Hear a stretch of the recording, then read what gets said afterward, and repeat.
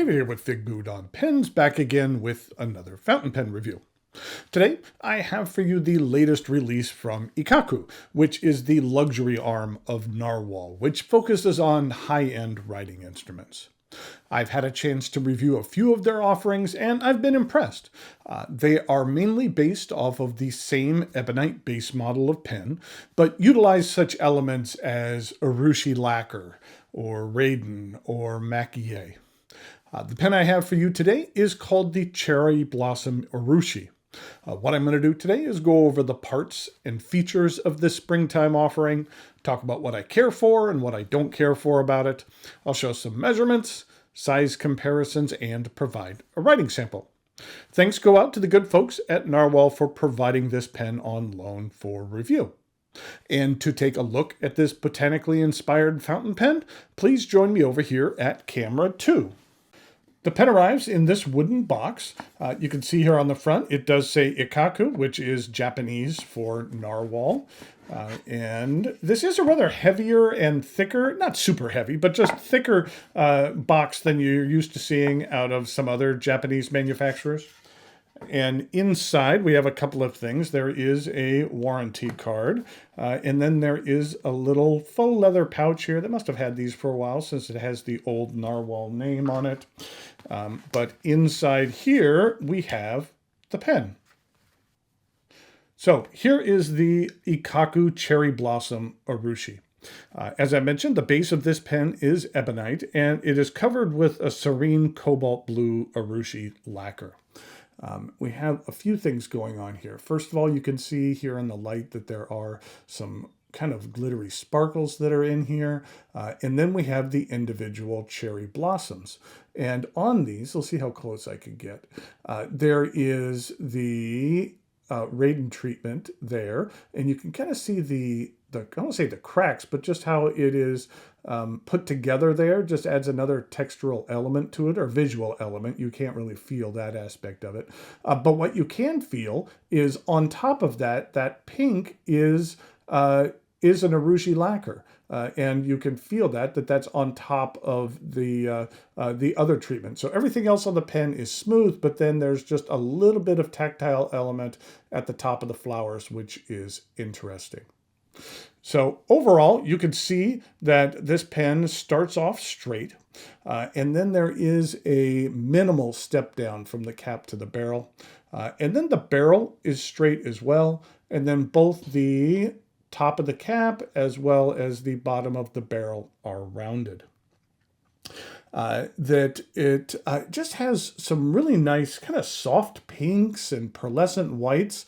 I think that those cherry blossoms look rather dynamic, and depending on how you look at them in the light, they kind of have different colors, and so it kind of shifts as different angles you look at it. So they're not static.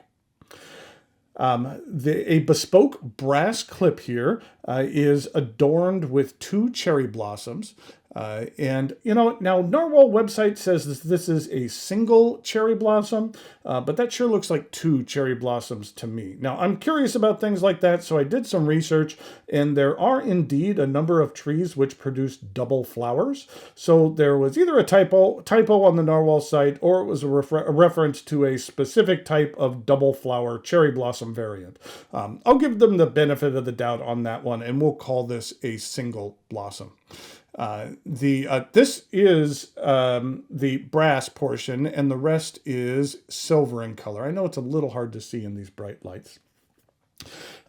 When you go ahead and remove the cap, it removes in just over 2 rotations, and underneath we have a real highlight of this pen, which is a 14 karat gold in-house rose gold nib.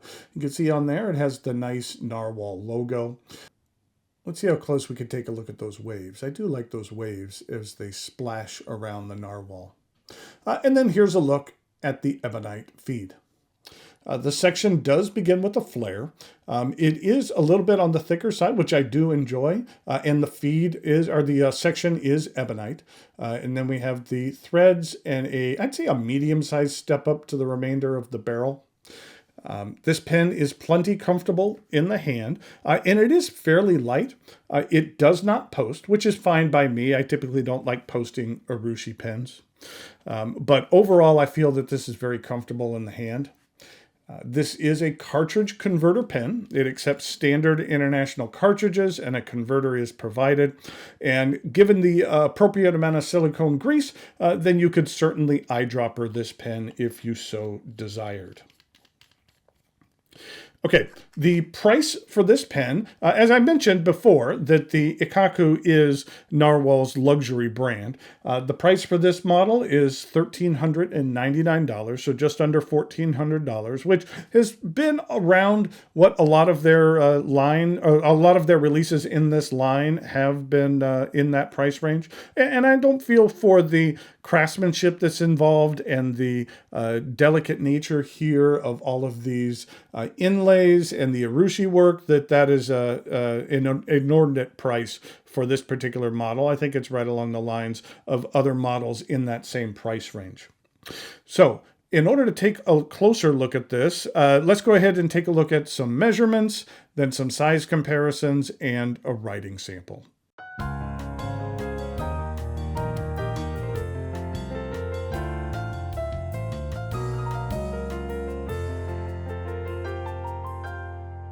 Okay, here we go with some size comparisons for a Cherry Blossom Urushi from Narwhal Ikkaku. In regard to some other Urushi and Raiden pens, here is an offering from Palisades, and then here is an offering from Tassia. And then here is one from Mr. Cypress. This is eggshell number 9. I just really love how these eggshells kind of cascade down here on the end. And then actually underneath, then we have some Raiden that's there on the section for an extra pop of color when you take that, when you take the cap off, which I enjoy. In regard to some other urushi offerings, here it is with a Pilot Custom 845, and that's in the vermilion. Then here it is with Nakaya Dorsal Fin 2. And then finally, here it is with a Sailor King of Pen, and this one has been bedazzled by Bokumandu in Japan. And I just love this treatment that was given to this pen. The way that the Raiden just kind of tapers off here in the end, and just the gradient color that we have. I have a full review of this one on the channel. I opted to not have anything on the section itself, but this is one of the more beautiful pens in my collection. I just love it. And this is what it looks like in comparison to the Narwhal, the Ikkaku. In regard to some uncapped comparisons, here it is with that Mr. Cypress eggshell, and here it is with the Sailor King of Pen ebonite. And then here it is with a Pilot Custom 845.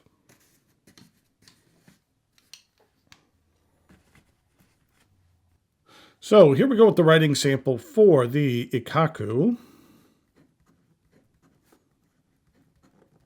And this is the Cherry Blossom.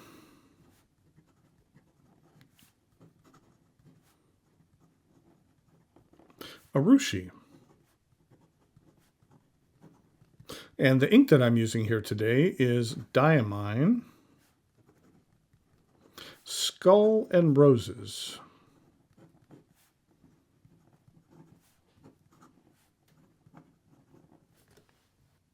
This is what the ink looks like. It's a nice kind of darker, vibrant blue, and it has that nice kind of purplish, reddish sheen to it.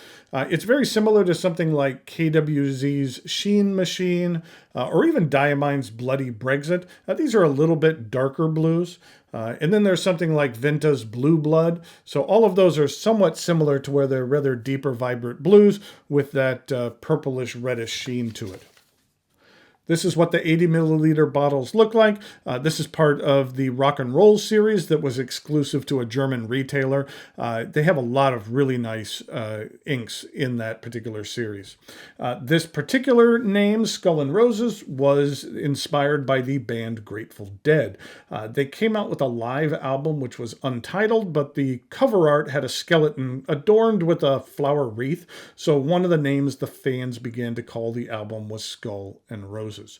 But this ink is very nice, and like I mentioned, a lot of the others in the rock and roll series are really nice as well. And here we go with the rest of the writing sample.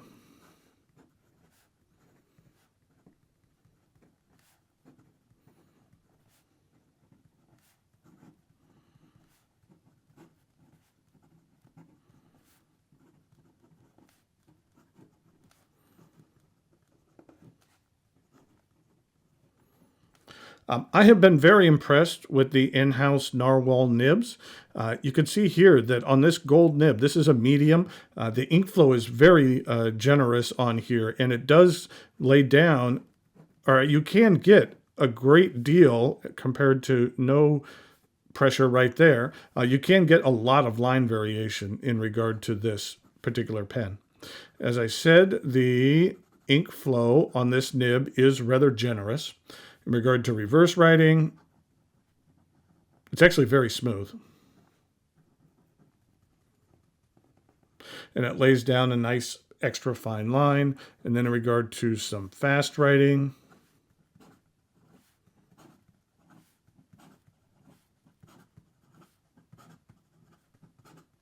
the feed has no issue in keeping up.